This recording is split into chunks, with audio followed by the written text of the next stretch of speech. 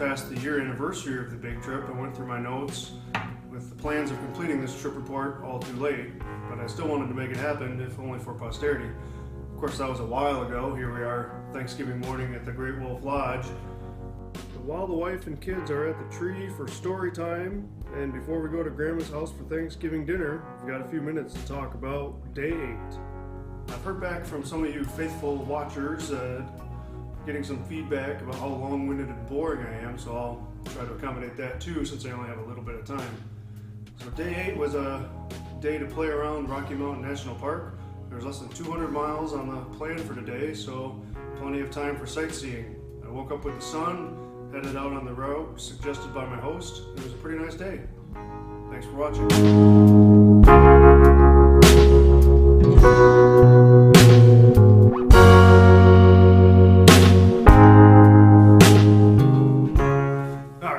I can't leave it like that. So long-winded, here we come. Since I'd come into town in the dark, I hadn't really had a good view of the area, which was a shame because it was awesome.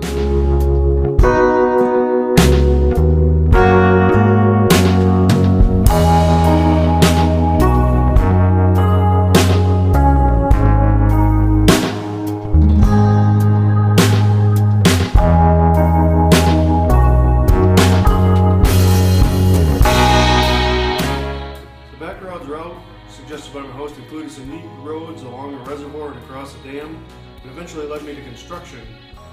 I hadn't researched a breakfast place. I figured I'd just stumble across something along the way, but before I knew it, I was entering the park.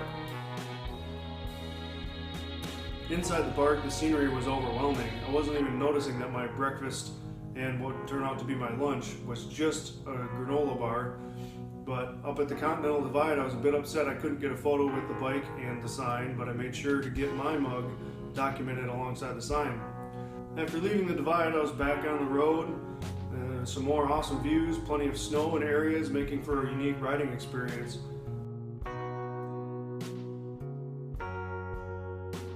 Things were cold in the morning when I left, and the sun still hadn't really come out. Now at 11,000 feet, it was really cold, and I already had all my regular gear on. There were a lot of signs along the way warning about the possibility of weather shifting quickly, so it was an easy decision to put on the rain suit for a little extra heat and a little extra insurance.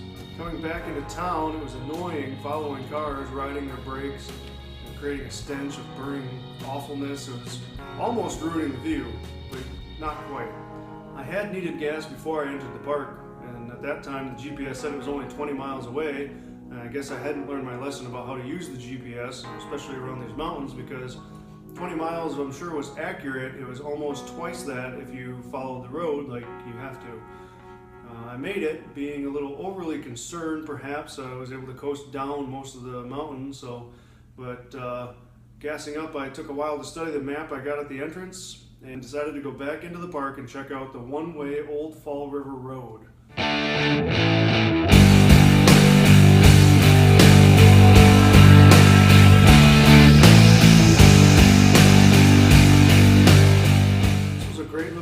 With some great views, rushing creeks along the side in spots.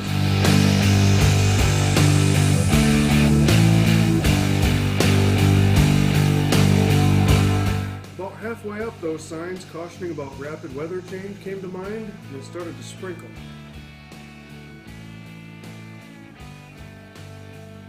Then it was downright wet, and it was starting to look scary slick. Then there was hail. I was done by this point, but I was stuck on a one-way road with a bunch of cars in my way. I was able to get around a lot of the cars by kind of riding with my lights in their mirror, and they'd pull over and let me go on. Even with the heated grips on though, I was so cold by the time I got to the top.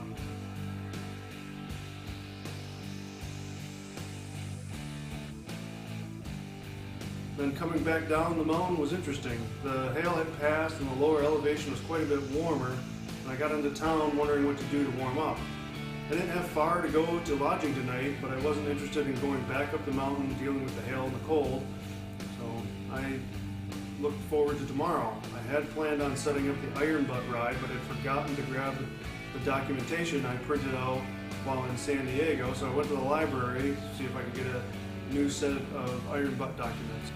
Having run out of chain lube yesterday, I figured I would just wait until I got home, but that muddy road on wet I had just gone through had me looking for a bike shop. I plugged in a bike shop on the GPS, got back on the bike, warmed up and rested. I passed several bicycles on the back roads and rolled into the outskirts of Boulder to see the bike shop I had punched on the GPS. Of course, it wasn't a bike shop but a bicycle shop, and I wouldn't have the right chain lube or oil I might need. Eventually I did find a motorcycle shop, got chain lube, checked the oil, which was good, and asked about a spray wash to clean off the dirt I'd picked up. With that taken care of, I set my sights on lodging for the night. Here I was in Boulder, the northwest corner of Denver, and I had to get to the far east side, Aurora, for the night. On the road, I noticed there was a lot of traffic and realized, oh, it's rush hour in Denver. Having been out west for the past few days and seeing only tourist traffic, I hadn't even thought to consider the hour, and maybe that afternoon at the library was a bad plan, especially because I noticed the temperature gauge was climbing and climbing and climbing while I sat there in traffic. Before the idiot light came on or the engine blew, I pulled over to investigate. For some reason, the fan wasn't coming on. I sort of panicked and hastily decided to head back to that motorcycle shop for some help. The guy I had bought the chain lube from helped me check the oil, heard my problem, and asked, "Did you check the fuse?" Duh.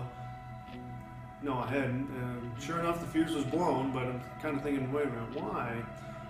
Checking the fan, it was all bound up with pebbles and dirt and mud from that Falls Creek drive.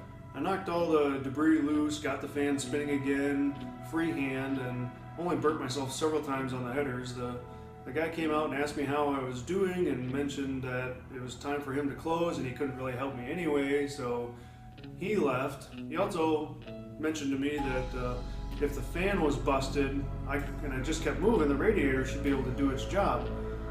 Very true, but it was rush hour in Denver, and then it started to rain. Without a better idea, I suited up and headed for the traffic jam. Thankfully, the traffic was so thick and slow, I could turn the engine off and push the bike to keep my spot in line. After what seemed like several hours, I was on the highway and moving along at a good clip, watching the temperature gauge like a hawk. Sure enough, the temperature stayed normal until it was time to get off the highway and into the back streets for the last few miles. There were several times sitting at lights I saw the temperature click up a few bars and had me worried, so I shut it off. The traffic lights out here seemed to be really long, so I got in the habit of just shutting off the engine whenever I came to a stoplight.